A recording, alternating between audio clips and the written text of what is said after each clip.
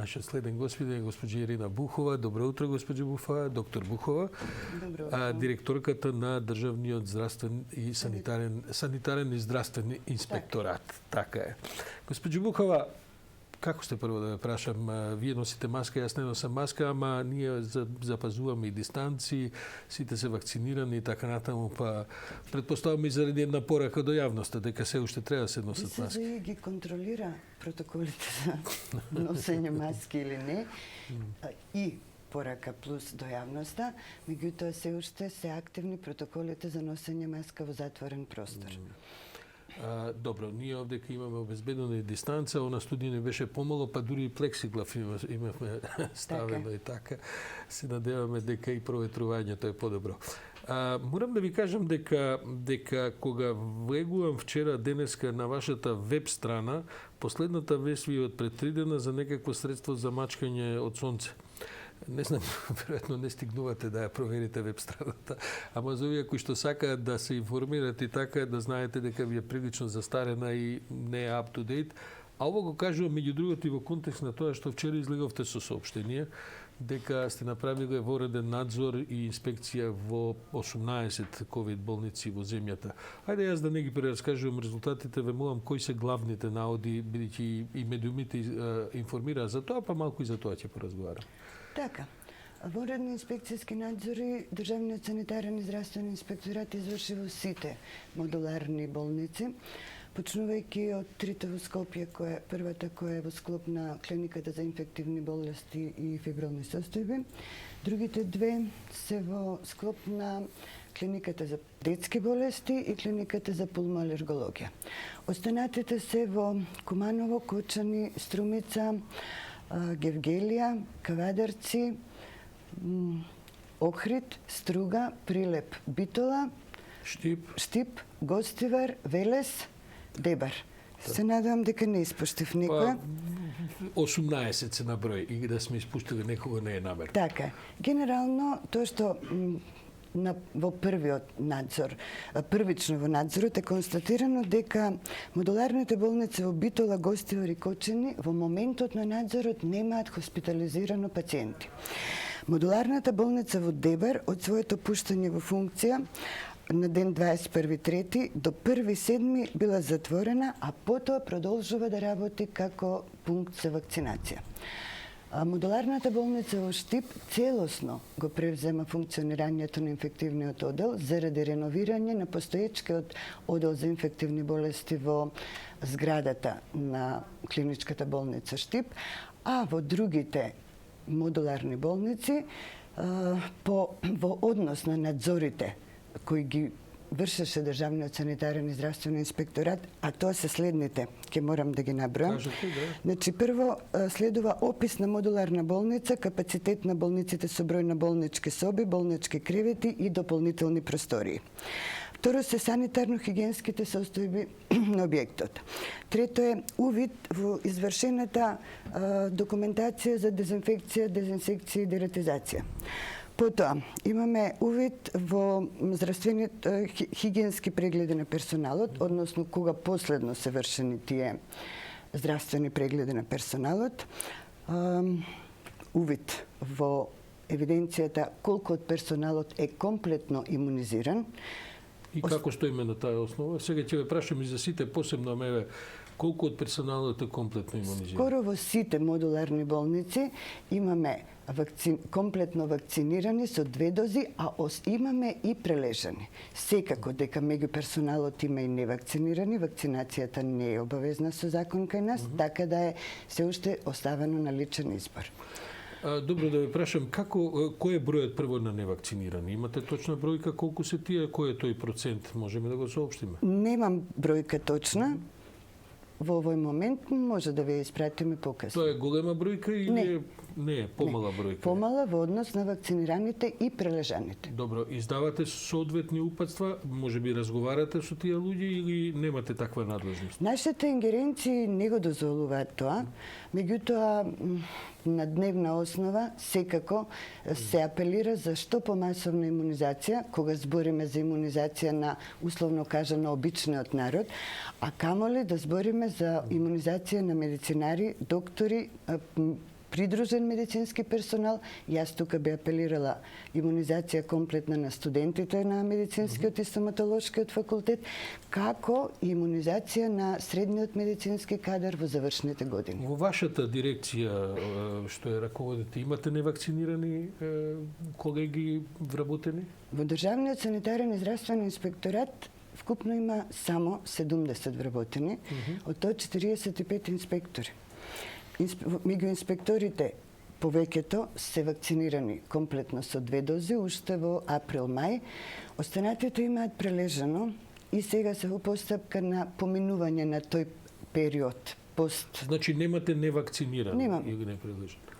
Генерално немаме или е во постапка комплетно вакцинирање на целиот кадар. Добро, да ве прашам, бидејќи раководите со институција, па ќе продолжиме со надзорот што сте го правеле. Што можете да направите? Ги викате оние кои што или сте ги викале оние кои што имаат проблем да прифатат да се вакцинираат, разговарате И со нив? лично со секој од нив, не само јас, туку и главните инспекторки ги прашуваат зошто те што не се вакцинирани и нормално апелираат да вакцинација која по мене би била обавезна за цел медицински кадар. Имате право, имате, како да кажем, основа законска и од работни закони и од овие здравствени закони, да евентуално таквите лица ги преместите на работни задачи кои не подразбираат чест допир со други лица? Немаме такво законско право, а и немаме многу работни места кои ќе ги задоволат овие критериуми кои ги збориме. Инспекторите од Државниот санитарен и здравствен инспекторат се секојдневно на терен од 26 февруари минатата година, вклучувајќи недели, викенди и празници. Значи, зона на комоција нема во однос на инспекторите, тоа се доктори и стоматолози кои се секојдневно на терен во јавните и приватните здравствени установи и секаде каде што има потреба. Една од главните точки во извештајот што го направивте и што го соопштивте вчера до јавноста е дека не сте нашле ниту во една од инспектираните ковид болници луѓе кои не требало да бидат таму.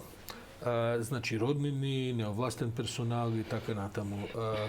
Знаете дека шокантни се сториите кои што излегува, а и двајца од починатите во Тетово се луѓе кои немале што да бараат во ковид болницата, а потоа се изнаслушавме на сведоштва кои инаку и така се зборуваа, но сега се интензивираа заради трагедијата во Тетово, се изнаслушавме на разни сведоштва кои што се поврзани со дури и давање одредени коруптивни изделки правени за да се присуствува, дека болниците немаат доволно кадар за да го обслужат секој од таму тие што лежи пациенти, дека е очајна ситуацијата и така натаму. Што затековте, бидејќи вие нормално кога се најави дека ќе одите во посети, претпоставам дека нема, како да кажем, ајде под наводници кажем, нормален директор или раководител на клиника кој што ќе ги остави или ќе дозволи да продолжи таква практика. Сепак ве прашувам, имате впечаток, увид, констатирани случаи пред овој вореден инспекцијски надзор за таква практика, особено во ковид клиниките? Ние сме на терен секојдневно, и во најавени и во ненајавени надзори. Директно затекнување на цивили или посета или некој што ќе го обслужува болниот кој е во ковид центрите, немаме затекнато. Државниот санитарен и здравствен инспекторат не може и не сме законски да реагира по Facebook најави или најави по разни медиуми. Точно, сведоци сме прво. Не можеме да ја занемариме бројката и на починати во трагедијата и на двајцата цивили кои од некоја причина посета или нега на болниот член се затекнати и за жал фатално завршија во пожарот од 8 септември. Меѓутоа, мораме нешто да разјасниме. Не постои директор кој би прифатил да потпише записник со опомена или казна да не пушта посета, воколку во моментот на надзорот не е затекната посета. Тоа е деценијски системски проблем кој може би се провлекува и веќе не треба да се провлекува. За надзорите кои се после случката од 8 септември, мојот впечаток е дека далеку е поголема дисциплината и промената атмосферата на работење во сите болници, не само во ковид центрите, заради споменатиот случај. Тоа не дозволува никаква комоција нити на инспекторите од Државниот санитарен и здравствен инспекторат, поготово не на менаџерските тимови кои ги раководат овие болници, без разлика дали се работи за ковид или не оделенија.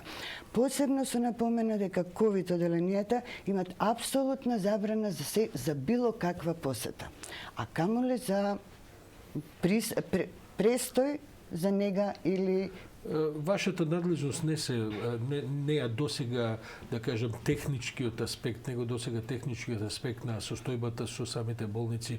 Гледаме сега дека ќе треба истрагата да утврдува какви материјали се користеле во градење, имаат ли технички приеми и така натаму и така натаму. Иако јас памтиме сите дека кога почна кризата и кога почна епидемијата со ковид, викањата беа еве сегде се прават ковид болници, вие уште не сте способни да ги дигнете. Сега гледаме дека во тоа брзање и релативно ефикасно подигнување на 20 на објекти има аспекти кои што после ваква трагедија мора да се отворат и да се дискутираат. Но ви имате надлежност во санитарните услови. Така. Каква ситуација затекнувате? Чисти ли се болниците? Има ли како што треба тоалети? Се водели сметка? Бидејќи морам да кажем дека во различни болници различни се искуствата. Дури и како пациент говориме, како човек кој има и роднини и пријатели, и јас самиот сум посетувал, конечно татко ми лежеше на инфактивната клиника. Какви се искуствата од овие 18 објекти што ги инспектиравте? Нормално дека се различни во секоја болница или секоја клиничка болница или посебен одел. Ако зборуваме за модуларните контейнери кои се релативно доста нови, тука нема посебни забелешки во однос на санитарно-техничките услови.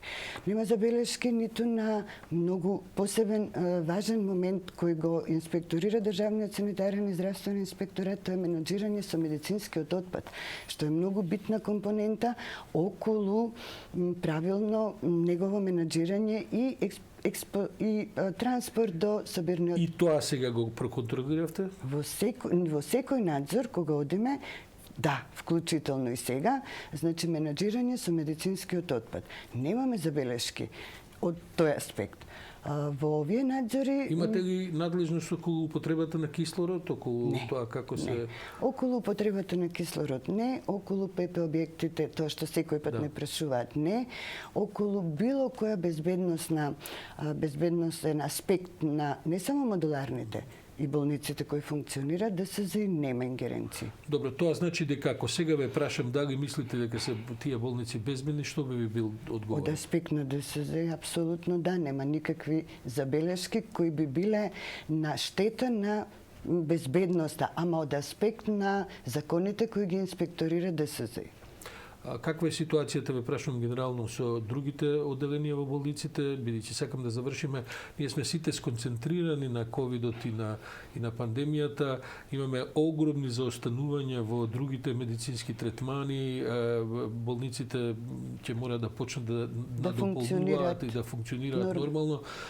Ќе се изненадуваме со некакви состојби кои се во ваша надлежност или и таму вршите контроли редовни? Редовни контроли вршиме, вонредни и планирани редовни. Нема да се изненадиме во однос на интрахоспитални инфекции, тоа е во едно од основните надзори кои Државниот санитарен и здравствен инспекторат ги врши.